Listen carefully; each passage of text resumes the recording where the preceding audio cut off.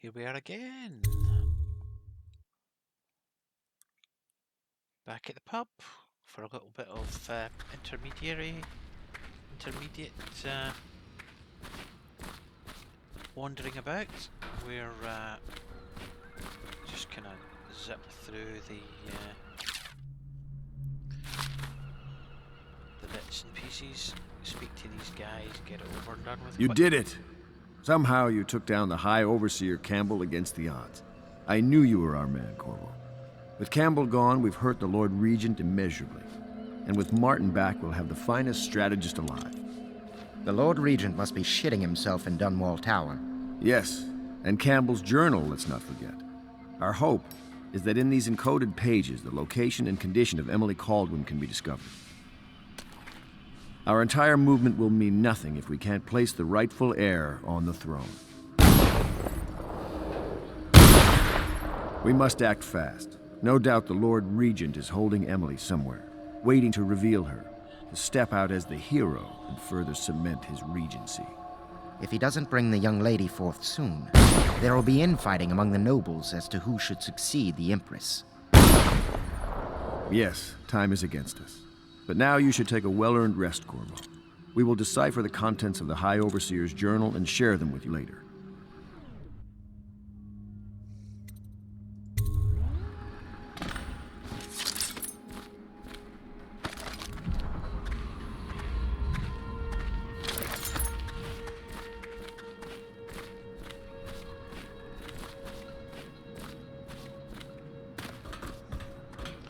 There's bound to be some scraps to pick up.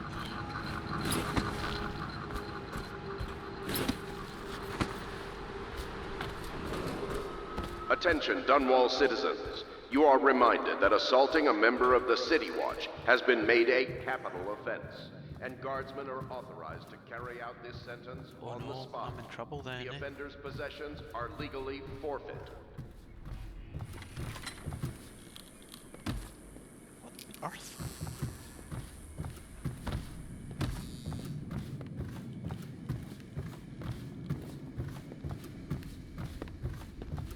Sometimes I think this conspiracy feels like the start of a joke, don't you?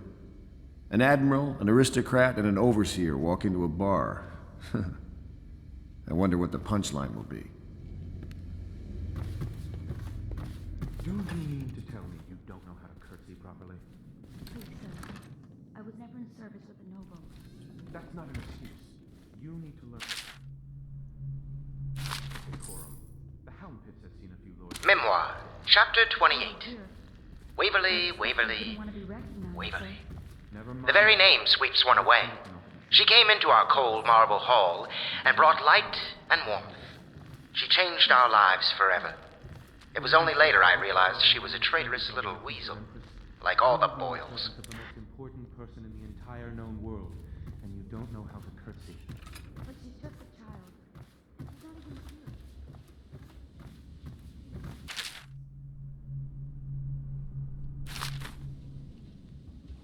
Corvo's proved his abilities beyond question. It's not it who can walk into Holger Square and put down the High Overseer. And now we're faced with the question, could he be dangerous? Events are going to move quickly now. The storm's rising. Emergency grain rations will be available in the Civil Services District at sunrise. So far, Please see going your through tax this. assessor to secure food coupons before requesting rations.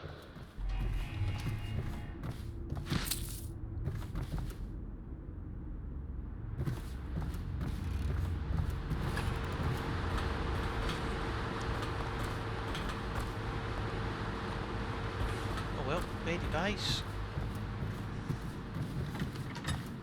Then we'll see where we're off to next.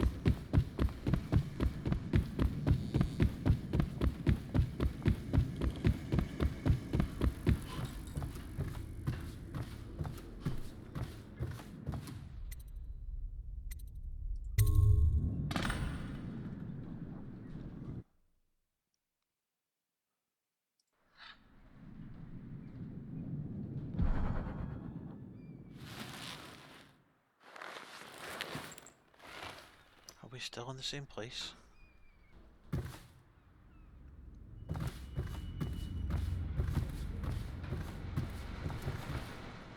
here we are.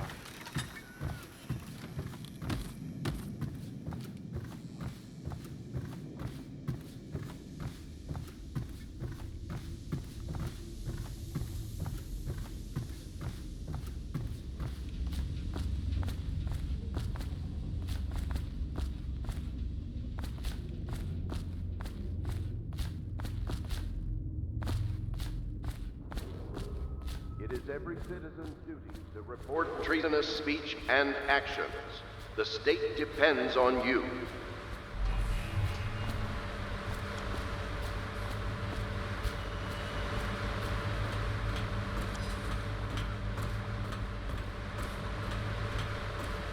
You're lucky I keep you on.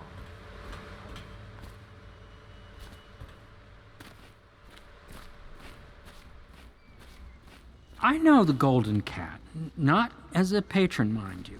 I designed some specialized devices for them. I kept the blueprints, if anyone is curious. Don't. I brought you tea as a courtesy to a colleague. I won't make that mistake in the future. I'm sorry, I only thought... Never mind what I thought. Thank you for the tea. I have to get back to the Admiral. He has news for me.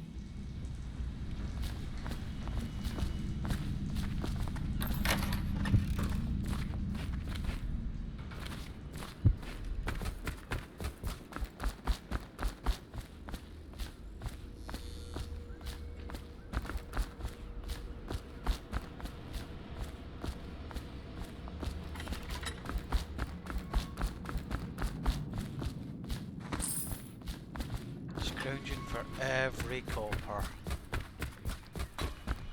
What a way for the Royal Protector to live with. Hello, Corvo. I expect Martin will be joining us shortly. I hate to start your day with such a strange matter, but the servants heard something last night, moving through the storm drains beneath the building. Most likely a weeper, the poor bastard. There's no hope for them once the plague gets that far along. Nothing more than a shuffling corpse full of sickness and insects, if you ask me. I'd appreciate you investigating, just to be sure it's not a nosy guardsman that's getting too close. Here's a key to the hatches. I tend a servant down there, but they die of fear on the spot, I'm afraid. Maybe Piero can concoct some sort of sleep poison for your crossbow if you want to go that route. Ah, hello, Corvo. There are important things we must discuss. But at the moment it seems we have an unwelcome visitor here at the Hound Pits. The Admiral would like your help in investigating it, prior to sharing what comes next.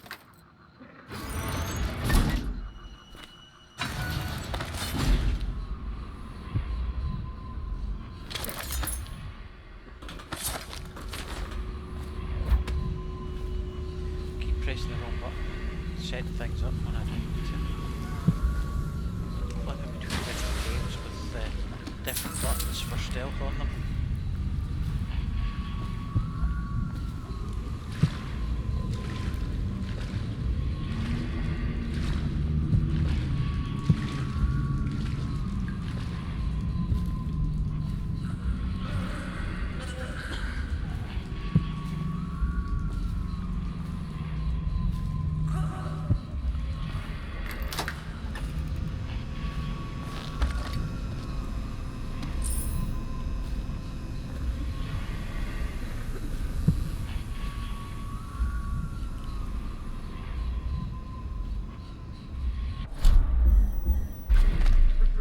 These are just pure unfortunates. Innocents, so we'll not be killing them unless there's an unfortunate accident.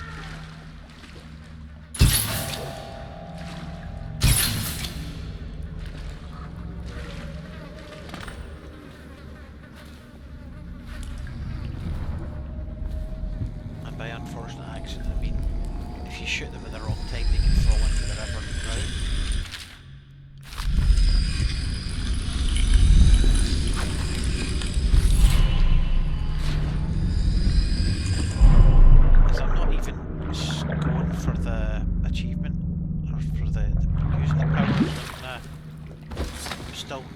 Scrambling around, picking these things up.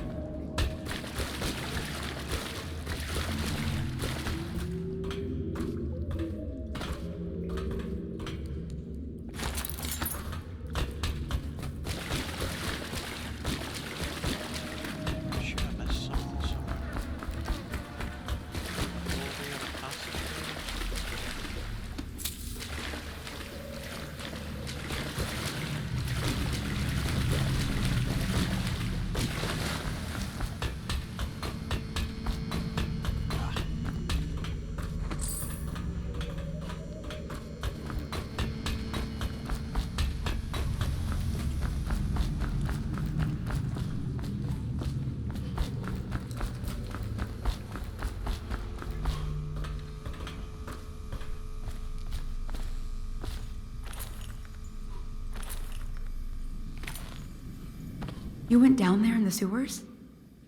I thought I heard a weeper in there earlier. You're probably the bravest man I've ever met. Overseer Martin has arrived. He's with Admiral Havelock now. They want to talk to you. Just bear in mind, Cecilia, that there's a fine line between bravery and stupidity, and I veer towards the latter. Corvo, I trust you remember Martin, an overseer before, and perhaps again someday soon. I owe you thanks for my rescue. Indeed, you've given us a glimmer of hope, Corvo. Because we've gotten what we wanted from Campbell's journal. You've done it. We know where Emily Caldwin is being held. The Golden Cat, of all places. A bathhouse for aristocrats. Little better than a cursed brothel. But there's an unfortunate twist. It appears that Pendleton's own kinsmen stand in our way. The twins, Morgan and Custis. Not only are they controlling Emily, but they have the controlling parliamentary votes we so desperately need. Yes, the Pendletons have to die. But most importantly, Emily must be brought here safely so we can protect her until the Lord Regent and his entourage have been dealt with. Pendleton's waiting for you on the dock. He's asked to brief you personally. I think it's best.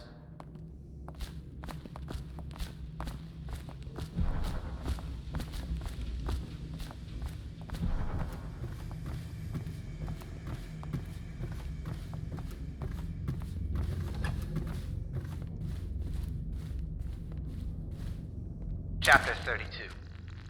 As yet I have said little of my brothers Morgan and Custis. Twins they are, and 4 years senior to me. Morgan is the larger of the two brutes by a slight bit.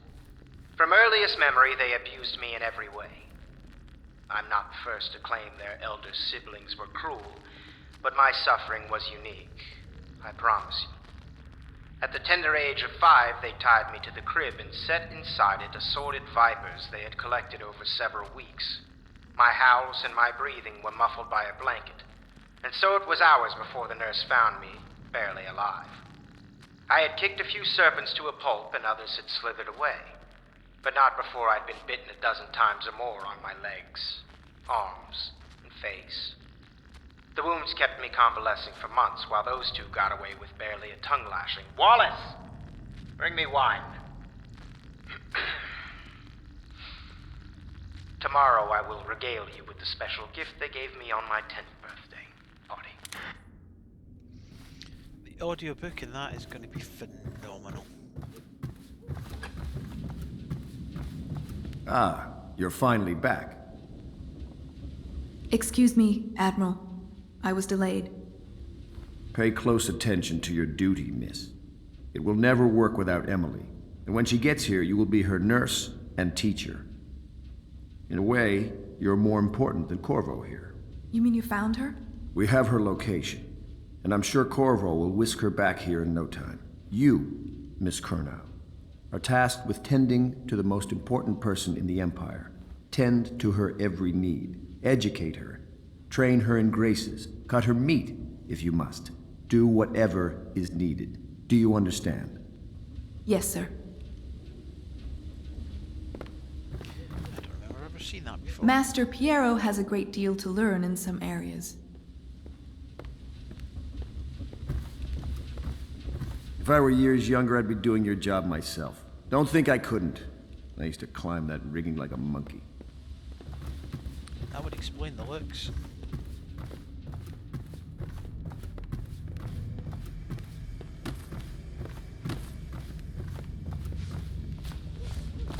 Let's see what the inbred one's got to say.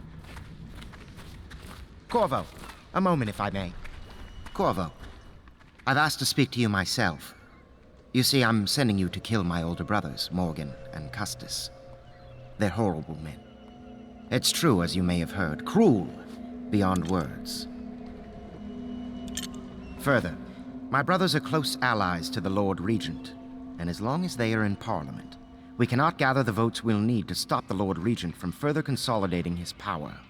These days, they're best known for exploiting their favor with him to cheat others out of their wealth. Let's just say that not every family evicted and quarantined for having the plague actually has the plague. I warned my brothers in every way I could, I really did. But they never did listen to me. They'll be at the Golden Cat tonight at their usual revels. They'll be protected by the City Watch, so it'll be dangerous. Now go. Please do it before I change my mind. Oh, Martin, we were having a conversation. That was downright rude. Campbell's book appears to contain much more than we expected. He was blackmailing a number of highly ranked overseers. With the information in his journal, we will be able to manipulate the religious faction. The overseers will bend to our will. Worst apology ever.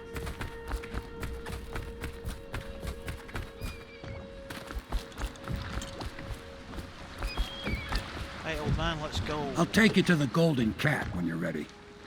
I've taken Lord Pendleton enough times, believe me.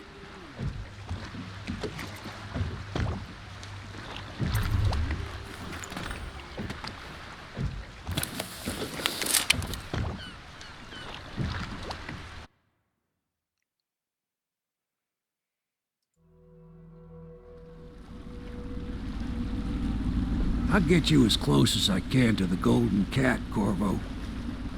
You'll have to go the rest of the way on your own. The entrance is near Holger Square.